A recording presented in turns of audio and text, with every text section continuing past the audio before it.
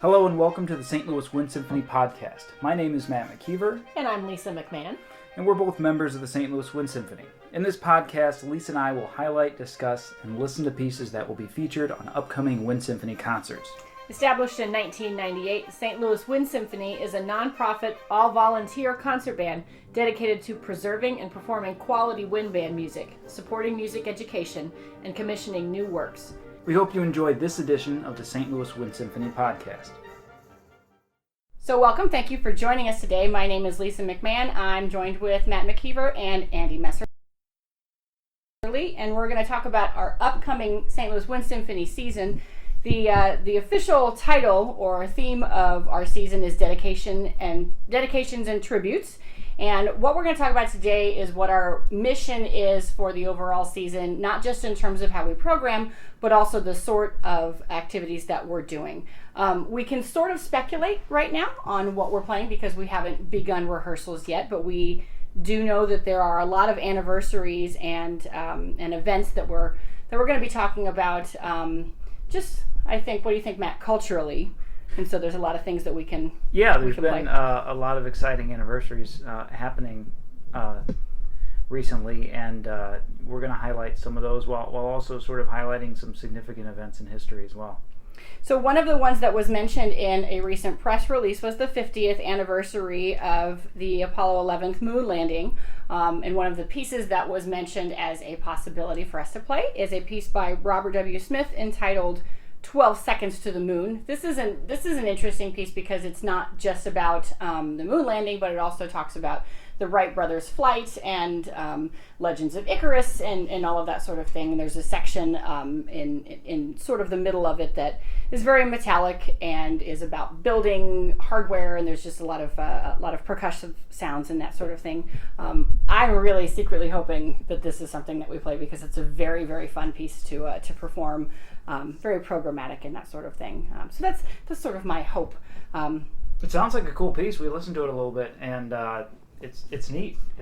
Robert W. Smith writes some great stuff. So there's actually, I was looking at some space-themed music for my high school band this year, and there's a lot out there. There's a lot of space-themed music and music that relates to space travel and things of that nature. And I hadn't come across this one. Have you done any pieces? Nothing like this. I'm familiar with Robert W. Smith, as I think every every music educator is. This one I was not familiar with. You're right. There's some very cool moments in there. So one of the things that we're really focusing on with the Wind Symphony this year in terms of performances, I did the math, and about 30% of our activities this year are directly education-based and outreach-based. That is a part of our core mission in general, but it is a big focus on this season in particular. And what that means is we have a lot of concerts that are specifically aimed at educating not just the public but also youth about what it is that we do. Matt, can we listen to a little bit of 12 Seconds to the Moon since that's what we've been talking about? Sure, let's cue it up.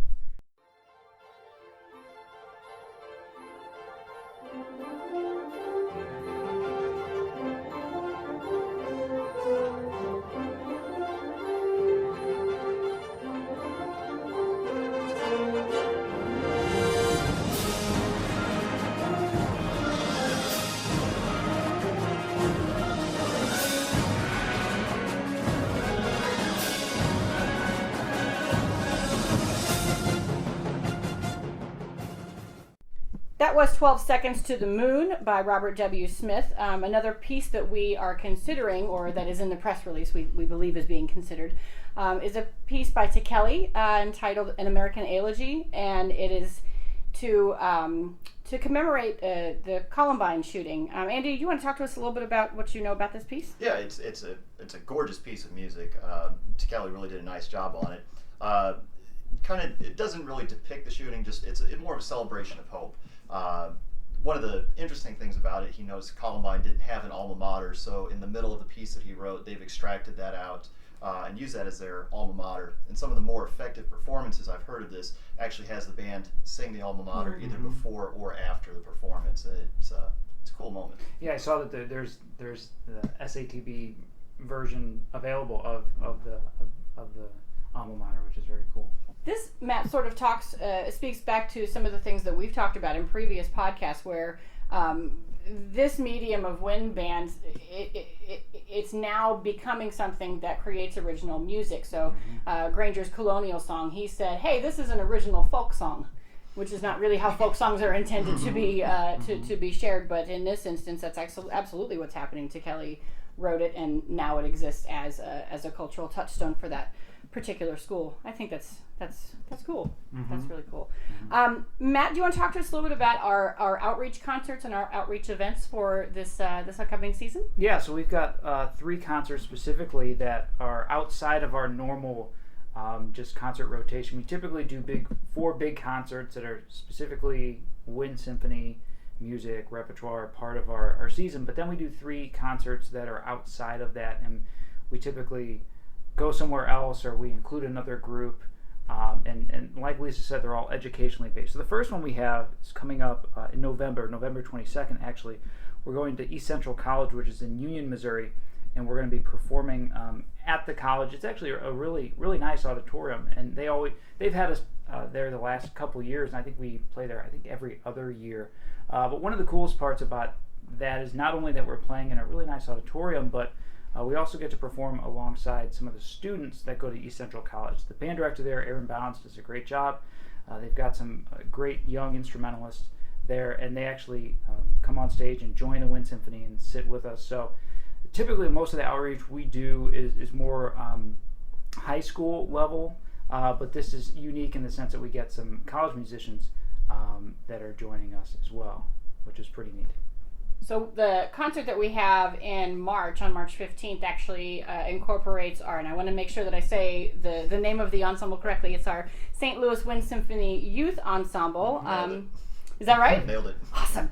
So Andy, this is your group. You want to talk to us a little bit about the youth ensemble? Sure, yeah. It's been in existence 2 seasons now, coming up on the 3rd one. Kind of just sprung out from a conversation with Gary Brandis and I, that there's a lot of opportunities within St. Louis for students to excel in different areas. There's the jazz program through the Bistro, and there's the orchestra program through the St. Louis Symphony.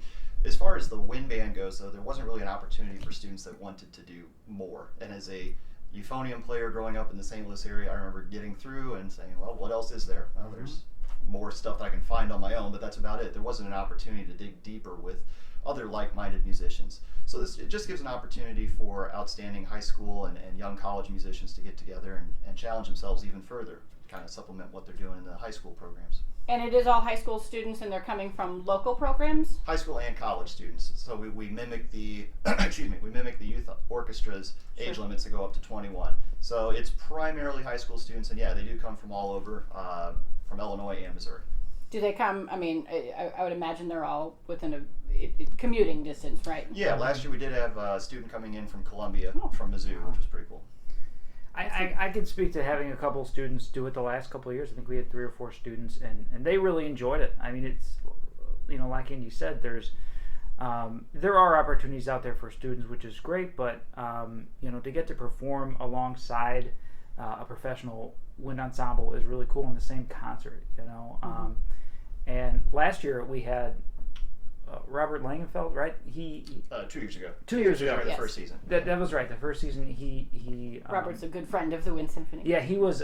We were playing one of his pieces, one of the pieces that was commissioned for us to play, and he had one of his pieces played along with the youth wind ensemble. So it was cool to allow those kids to see the composer in person. That's an opportunity they may not get in their normal academic band. So I think those opportunities are really cool, and I know Andy and Gary have done a really awesome job with that group, and I'm looking forward to seeing it hopefully grow as we go forward. As somebody who did all of the honor bands growing up, any chance that I had to play was one that I took. I always just appreciated being exposed to different kinds of literature, because if you only are ever playing in your own school band setting, you're kind of at the mercy of whatever it is that your band is playing at that time. So just a few pieces based on the preferences of your director.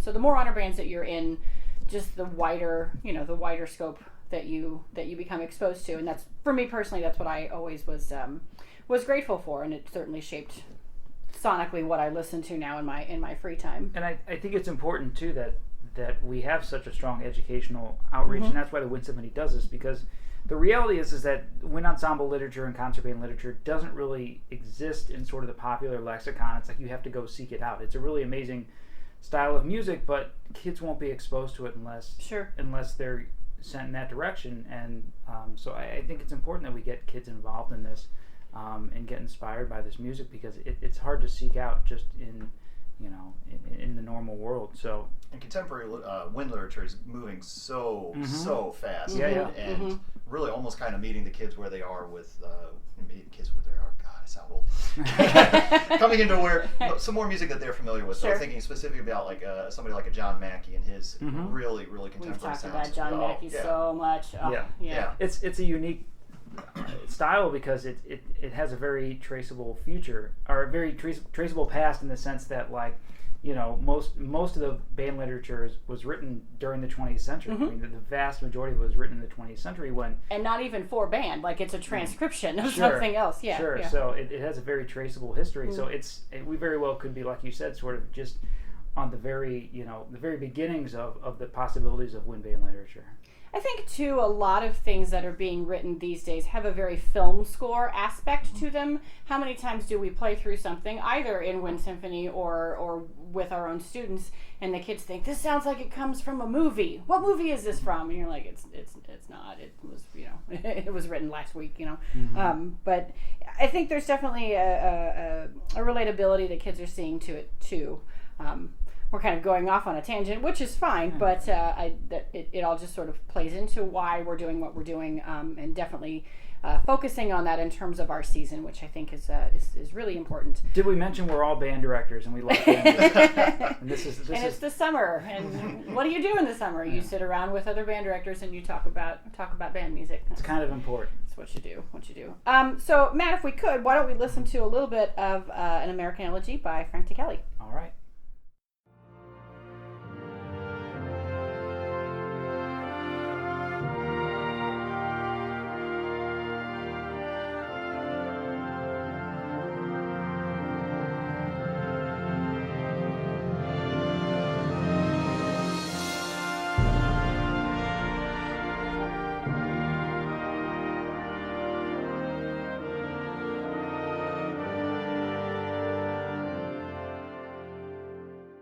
We just listened to part of An American Elegy by Frank Kelly. The next thing we want to talk about for this upcoming season is actually a commission. We like to do these when we can, just because it's fostering the creation of new music for our medium, which obviously we all believe in a lot. This actually goes along with what the youth ensemble is going to be doing in March. AT&T recently afforded us a grant to bring in composer William Owens to commission a piece of, we're commissioning a piece of music from him that is emphasizing the ethnic, cultural, and musical heritage of the St. Louis area. So honoring not only where we're from, but also furthering the wind ensemble medium as we do it. And this piece is actually going to be premiered by our youth ensemble on the March 15th concert. So that's going to be amazing. We're excited. Excited. And I would imagine, although we don't know details yet, just because of timing, I would imagine that he's going to be able to come in and work with the youth ensemble a little bit too. That's going to be really cool. It's great when kids can see that composers aren't just dead guys. Right. So were there any prompts given to Mr. Owens about what the piece is supposed to be about, or? I think it's just exactly what it says, emphasizing the ethnic, cultural, musical heritage of the St. Louis area. He's a professional composer. This is what he does. He's actually also a retired middle school band director. I don't know if you know that. I mean, like that's and everybody that I have met that has worked with him says yes, that's absolutely his personality, and just very bubbly and very energetic, and so it's going to be great for him to work with our kids.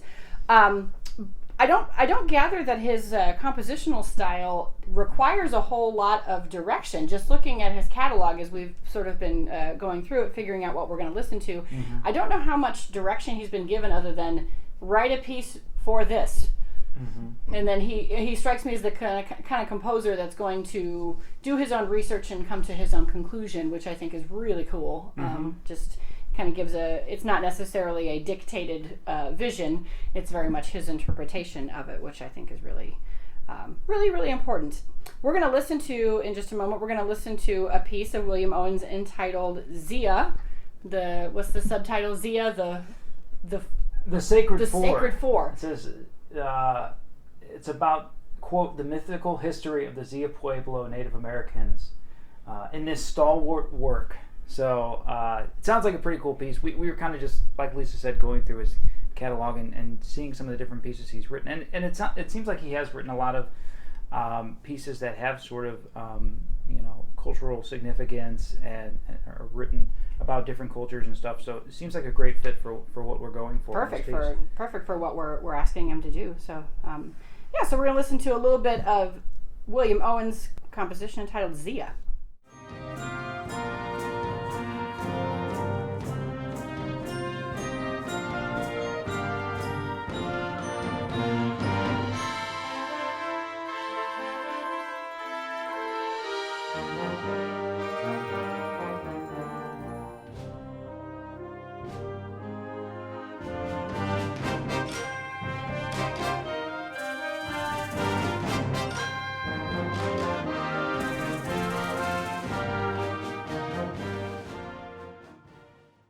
You just heard Zia by William Owens, who's going to be a featured composer with the St. Louis Wind Symphony Youth Ensemble this season. And I'm going to hand it over to Lisa, and she's going to talk about our upcoming concerts for next season. We know it's a little while off from when the season starts, but we want to get those dates to you so you can start putting them into your calendar. And of course, everything is available on our website, which is stlwinsim.org. That's got our concert calendar. I do also put everything up on our Facebook and Twitter sites as well. But our first upcoming concert is October the 6th. It's 3:00 in the afternoon, Sunday afternoon concerts. A nice way to spend your day. We have a new home for our concerts, and it's the 560 Music Center in University City. We're very excited about this. It's a great place to play. It's a great venue to listen to live music, and it's just a cool area of St. Louis. If it's not an area that you've spent a lot of time, there's just so much to do down there. We're very excited to become a fixture in that area and be an interesting artistic voice to an already interesting area. We've got like I said earlier, we've got a number of concerts that are all listed on our website. We to kind of circle around with the outreach things, the educational outreach things that we're doing this season, both with the ECC concert in the fall and then the youth ensemble concert in March. The last outreach one that we have in April is actually on April 24th, and it is in conjunction with the Rittner High School Band. This is kind of a hybrid of the two educational outreach concerts that we do earlier in the year, because the students will play with us, but then it's also their standalone concert as well. So it's a side by side, but also an equal billing. So just kind of a nod to this is what we are. We did this last year, this past season. Or was it 2 seasons ago? I think it was 2 seasons ago. We do them often. Yeah, I think it was 2 seasons ago. We did a concert at Central Visual and Performing Arts High School. So they did their program, we did our program, and then we played, I think, 2 pieces together with the students. And it was a really cool experience. And the students got a great experience to play along with the Wind Symphony members, but it was also, all the parents and family and friends of the students who were there to see their concert also got to see the Wind Symphony, and it was very well received, and we're excited to do it again at Rittner High School. So that's April 24th, so I want to put that one on your calendar as well, because that'll be a great concert. So kind of to wrap up, we have an exciting season of educational outreach that's happening with us. The theme is dedications and tributes, and while we don't have an established literature list yet, we're sort of speculating and throwing things at the wall. We know a few things, but I know that the three of us are all excited to get into rehearsal. Very much so.